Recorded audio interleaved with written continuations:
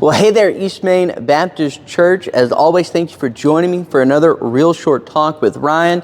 I hope that this brief time, provides you some encouragement, provides you some comfort, but also maybe challenges you to think about some things in your own life. Today, as we look at Psalm chapter 17, I've got a simple question. It's a yes or no question, but at the same time, it's really complex. And the question is this: are you prepared to go the distance? Think about it like this. If you're going to say you're going to run a marathon, I would never say that I'm going to run a marathon, but maybe some of you would. But you say you're going to run a marathon, what do you have to do? You have to be prepared to go the distance. You don't go into a marathon. You don't go get on the start line and say, hey, I'm only prepared to run 20 miles today, right? That's not a marathon. That's not going to do you any good. In the same way, we have to ask ourselves that question in our walk with the Lord. Are we prepared to go the distance? Are we prepared to persevere when things get tough? See what David has to say in Psalm 17. Look at verse 10 real quick, and then we'll go back to the beginning. David says, they close their hearts to pity. With their mouths they speak arrogantly. They have now surrounded our steps. They have set their eyes to cast us on the ground. He is like a lion eager to tear, as a young lion lurking in ambush. David feels threatened. He feels the weight of what is going on. He has got some physical enemies surrounding him, and maybe you don't have physical enemies, right? But we've got troubles, we've got problems, we've got a spiritual enemy, the devil that seeks to overwhelm us.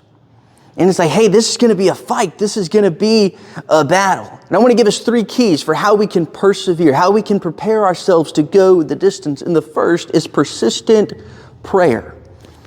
David never stops praying, right? He says, hear a just cause, O Lord, attend to my cry. Give ear to my prayer from lips free of deceit. From your presence let my vindication come. Let your eyes behold the right. He calls out to God. That's a theme that we see throughout the Psalms. When David's facing something, he doesn't retreat. He doesn't go seek help elsewhere. He seeks help from the Lord. He calls out to Him in prayer. Look, if we are going to persevere, if we are going to go the distance in our walk with the Lord, we have to be persistently praying.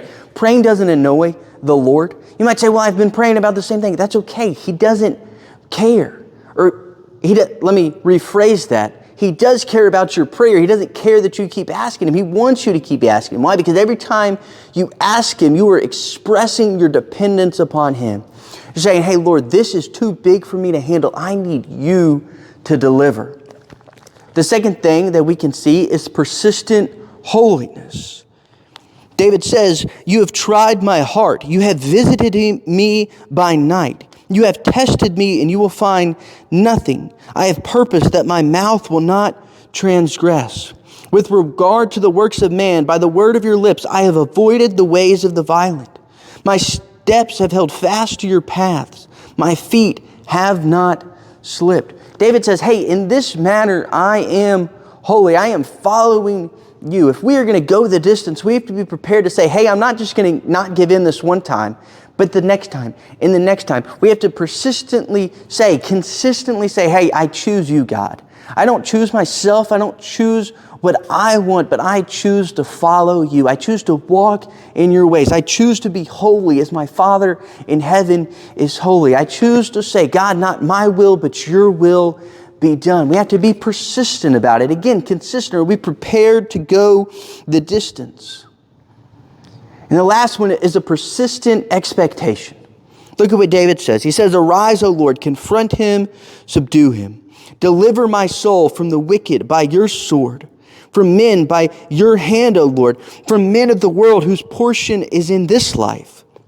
You filled their womb with treasure. They are satisfied with children. They leave their abundance to their infants. He says, hey, my expectation is not that I'm going to be well taken care of and provided for in this life. My expectation is that You're going to provide for eternity for me, Lord. My expectation is that You are going to deliver when it matters most.